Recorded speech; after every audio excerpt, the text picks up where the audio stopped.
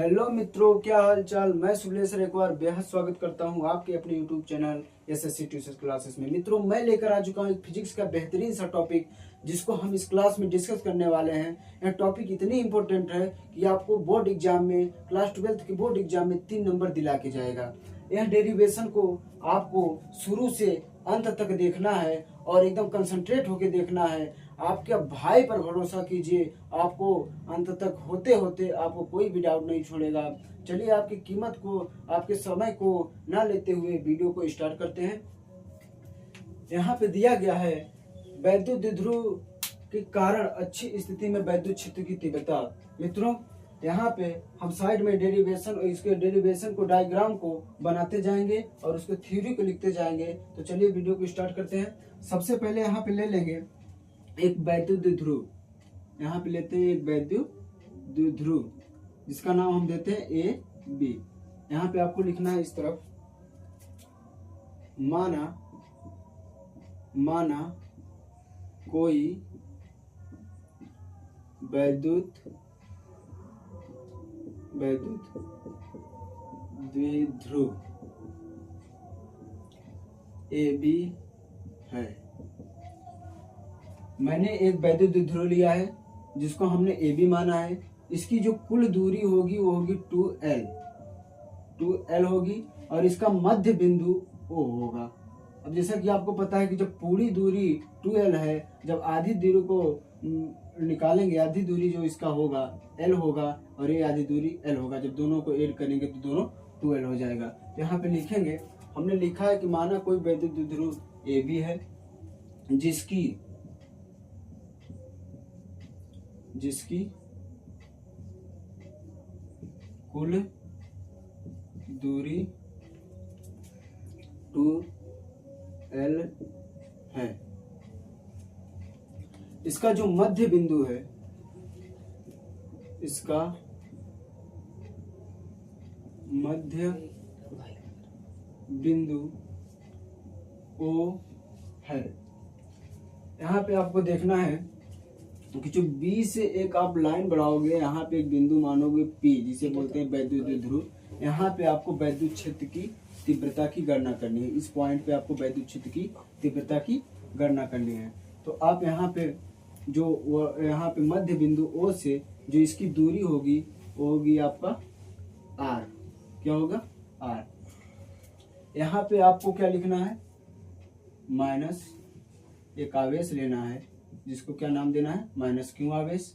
यहाँ पे एक आवेश लेना है जिसका नाम देना है प्लस क्यू आवेश। यहाँ पे लिखते जाइए। यहाँ पे हमने लिखा है इसका मध्य बिंदु O है। यहाँ पे लिखेंगे बिंदु A पर माइनस क्यू आवेश तथा बिंदु B पर प्लस क्यू आवेश। बिंदु B पर प्लस क्यू आवेश स्थित है।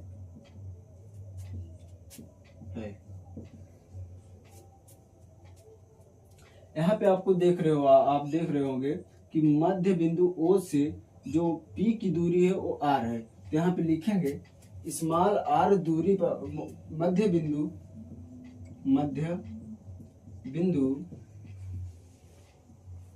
O, यहाँ पे आप लिखोगे मध्य बिंदु O से स्मॉल r दूरी पर एक बिंदु P है, एक बिंदु P है जिस पर वैद्युत क्षेत्र की तीव्रता की गणना करनी है। यहाँ पे जो बिंदु P है इस पे हमें वैद्युत क्षेत्र की तीव्रता की गणना करनी है। तो आप देख रहे होंगे कि जो ये हमारी यहाँ से लेकर यहाँ तक की दूरी है, यानी O से B तक की जो दूरी है वो L है, और यहाँ से हमारा O से जो P तक की दूरी है R है। यानी अगर हम R में से L को घटा देंगे तो हमें A यहाँ से लेकर यानी B से P तक की दूरी में प्राप्त हो जाएगी। यानी हम यहाँ पे लिख सकते हैं R माइनस L। और आप देख रहे हैं कि जो हमारा बिंदु A से B तक की दूरी है वो है कितना, वो हमारा 2L है, और जो हमारा O से P तक की दूरी है R है, और जो हमारा O से A तक की दूरी है L है। यानी R में अगर P में AO को जोड़ देंगे तो हमारी जो यहाँ से A और P की दूरी है वो हमें प्राप्त हो जाएगी। यानी जब हमारा O से P तक की दूरी R है और A से O तक की दूरी L है, दोनों को अगर ऐड करेंगे तो हमारी जो दूरी प्राप्त हो जाएगी A से और P तक की दूरी प्राप्त हो जाएगी। यानी यहाँ से यहाँ तक की जो हमारी दूरी होगी R प्लस L होगी। यानी कि जब यहाँ से यहाँ तक की दूरी R है और यहाँ से यहाँ तक की दूरी L है, दोनों को ऐड कर देंगे तो हमारा जो दूरी प्राप्त हो जाएगी R प्लस L हो जाएगी। अब यहाँ पे हम डेरिवेशन को डिराइव करेंगे। यहाँ पे सबसे पहले लिखेंगे, क्या लिखेंगे यहाँ पे, प्लस Q आवेश के कारण वैद्युत क्षेत्र की तीव्रता। अब आपको पता है कि जो हमारा, आपको पता है जब समान प्रकृति के आवेश होते हैं तो एक दूसरे को जो होते हैं धक्का देते हैं, यानी एक दूसरे से दूर हटते हैं। यानी अगर हम प्लस Q आवेश के कारण वैद्युत क्षेत्र की तीव्रता ज्ञात करेंगे तो जो हमारा प्लस यहाँ है और जो प्लस पॉजिटिव आता है तो जो हमारा वैद्युत क्षेत्र की दिशा की तीव्रता होगी इधर होगी। यानी E1 जो होगी हमारा प्लस Q आवेश के कारण जो वैद्युत क्षेत्र की तीव्रता होगी E1 होगी, और जो हमारा माइनस Q आवेश के कारण वैद्युत क्षेत्र की तीव्रता होगी, और माइनस प्लस एक दूसरे को आकर्षित करते हैं, यानी हमारी जो इस तरफ इसकी दिशा जो होगी माइनस Q आवेश के कारण वैद्युत क्षेत्र की तीव्रता के लिए जो दिशा होगी E2 होगी, यानी इस तरफ होगी। तो यानी लिखेंगे यहाँ पे प्लस Q आवेश के कारण वैद्युत क्षेत्र की तीव्रता जो है वो हमारा कितना है E1। यानी लिखेंगे E1 equal to 1/4 pi epsilon 0 Q upon. अब एक बात बताइए, जो यहाँ से यहाँ तक की दूरी है, क्योंकि हम प्लस Q के लिए वैद्युत क्षेत्र की तीव्रता ज्ञात कर रहे हैं, तो यहाँ से यहाँ तक की दूरी जो है, यहाँ पे जो R होता है वो हमारी क्या होती है दूरी, तो यहाँ से यहाँ तक की जो दूरी है हमारा क्या है R माइनस L। समीकरण नंबर यानी इक्वेशन नंबर फर्स्ट, इसको आप मान लीजिए। अब यहाँ पे लिखेंगे माइनस Q आवेश के कारण वैद्युत क्षेत्र की तीव्रता। यानी माइनस Q आवेश के कारण वैद्युत क्षेत्र की तीव्रता जो हमने ज्ञात की है वो क्या है हमारा E2। यानी हम यहाँ पे लिखेंगे E2 equal to 1/4 pi epsilon 0 Q upon. अब यहाँ से यहाँ तक की जो हमारी दूरी है, जब हम यहाँ से माइनस Q से यहाँ P तक माइनस Q के कारण वैद्युत क्षेत्र की तीव्रता ले रहे हैं, तो यानी हमारी दूरी यहाँ से जो ली जाएगी R प्लस L। इसको आप इक्वेशन नंबर सेकेंड मान लीजिए। यहाँ पे आप लिखेंगे कि बिंदु, लिखेंगे यहाँ पे बिंदु P पर परिणामी वैद्युत क्षेत्र की तीव्रता। परिणामी जो विद्युत क्षेत्र की तीव्रता होगी हमारी, वो होगी ई नेट यानी कुल इक्वल टू होगा E1 प्लस, अब आपको पता है कि यहाँ पे जो दूरी है यानी जो हमारा दिशा है वो दोनों विपरीत है, यानी जो अगर दिशा विपरीत है तो यहाँ पे चिन्ह क्या हो जाएगा, ऋणात्मक, यानी E1 माइनस E2। तो यहाँ पे वैल्यू जो दिया है आपने समीकरण 1 की और समीकरण यहाँ पे 2 वैल्यू यहाँ पे रख देंगे, यानी हम यहाँ पे लिख सकते हैं E net equal to E1 की जो हमारी वैल्यू है 1/4 पाई एप्सिलॉन 0 यहाँ पे Q अपान R माइनस L, यहाँ माइनस है तो आप माइनस लगा दीजिए, इसको लिख दीजिए 1/4 पाई एप्सिलॉन 0 यहाँ पे Q अपान R प्लस L। अब आप इसको सॉल्व करोगे यानी इसको हल करोगे तो हमारा जो प्राप्त होगा, अब आपको पता है 1/4 पाई एप्सिलॉन 0 1/4 पाई एप्सिलॉन 0 और Q जो होगा हमारा कॉमन हो जाएगा, यानी हम लिख सकते हैं E net equal to Q upon 4 pi epsilon 0। जब हमने Q upon epsilon 4 pi epsilon 0 को कॉमन कर लिया है, हमारे बीच में जो बचेगा यहाँ बचेगा 1/r माइनस L, और यहाँ पे माइनस है तो माइनस, यहाँ पे बचेगा 1/r प्लस L। अब इसको सॉल्व कर लेंगे। यहाँ पे आपको पता है ई नेट जो होगा Q अपान 4 पाई एप्सिलॉन 0, और जो इसका हम एलसीएम ले लेंगे, यहाँ पे क्या ले लेंगे, इसका एलसीएम यहाँ पे लेंगे, जो सॉरी यहाँ पे आपको क्या कर लेना है कि जो दूरी होती है स्क्वायर में होती है, तो यहाँ स्क्वायर कर लेना है, आपको मिस्टेक हो गया, यहाँ पे आपको स्क्वायर कर लेना है, तो यहाँ भी जो आपकी होगी स्क्वायर होगा, तो जो हमें यहाँ पे इसका एलसीएम आएगा वो R माइनस L हो जाएगा स्क्वायर, और यह हो जाएगा R प्लस L का स्क्वायर।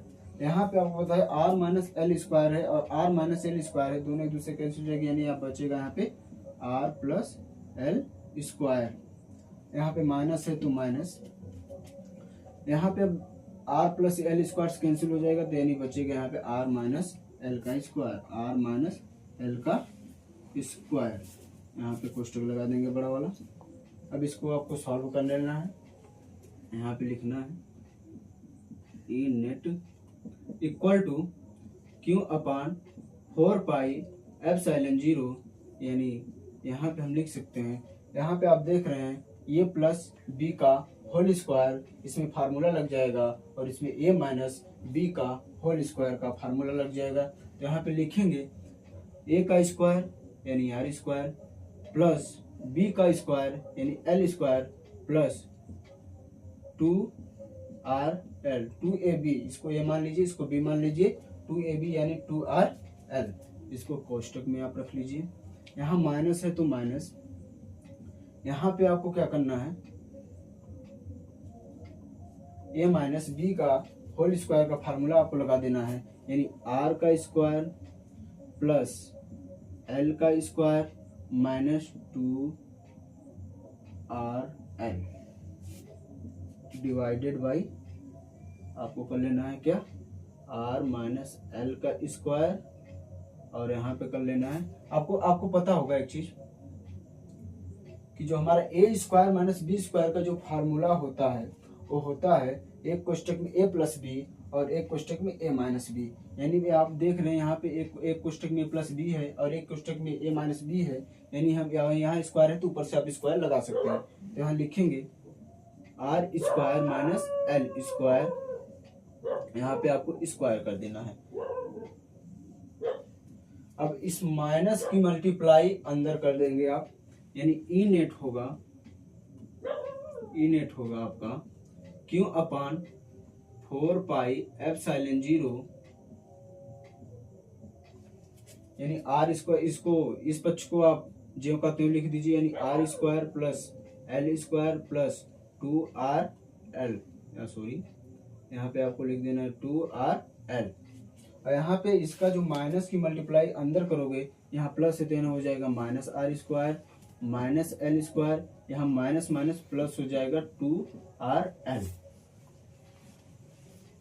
यहाँ पे क्या है, आपको पता होगा कि जो यहाँ की दूरी है हमारी, जो एल स्क्वायर है वो आर स्क्वायर से छोटी है।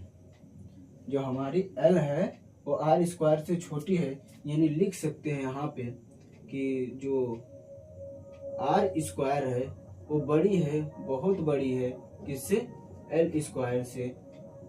इसलिए जो हमारा एल स्क्वायर होगा वो नगण्य होगा, इसको नगण्य मान लेंगे, नगण्य।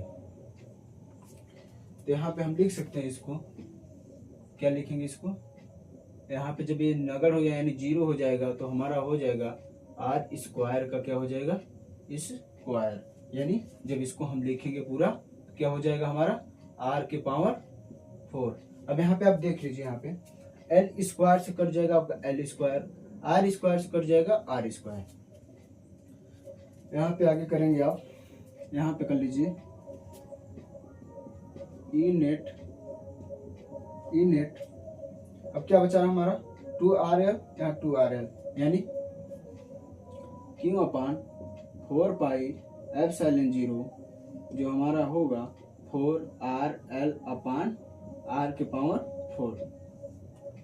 अब आपको पता होगा इसको हम एक किस चीज में कन्वर्ट करते हैं, यानी Q है, जो Q है उसको अंदर भेजते हैं, यानी ई नोट हो हमारा ई नेट होगा, यानी कुल जो होगा ई नेट होगा 1/4πε0।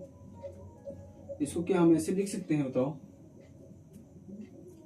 2L इंटू Q, और यहाँ पे लिख सकते हैं इसको, यहाँ पे 2R लिख लीजिए यहाँ पे।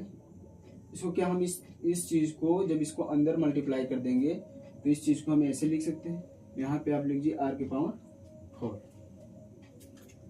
आपने एक फार्मूला पढ़ा होगा वैद्युत द्विध्रुव का, जो होगा फार्मूला 2L इंटू Q, यानी यहाँ पे लिखेंगे चूंकि 2L इंटू Q बराबर होगा P के, यानी वैद्युत द्विध्रुव के, यानी इसकी जगह पे हम क्या लिख सकते हैं P, यानी ई नेट होगा हमारा, ई नेट 1/4πε0, यानी इसकी जगह पे हम क्या लिख दें P2R, यानी यहाँ पे क्या हो जाएगा R की पावर 4। अब पता है एक R से आपका कट जाएगा, R एक कट जाएगा, यानी क्या हो जाएगा यहाँ पे यहाँ पे एक R से R कट जाएगा तो यहाँ पे हो जाएगा ई नेट बराबर 1/4πε0, और यहाँ पे हो जाएगा 2P/RQ। यही अब हमारा हो जाएगा डेरिवेशन समाप्त। अगर वीडियो अच्छा लगा हो तो एक प्यारी सी लाइक कर दीजिएगा, और चैनल पर नए हैं तो चैनल को सब्सक्राइब कर दीजिएगा। धन्यवाद, मिलते हैं अगले वीडियो में।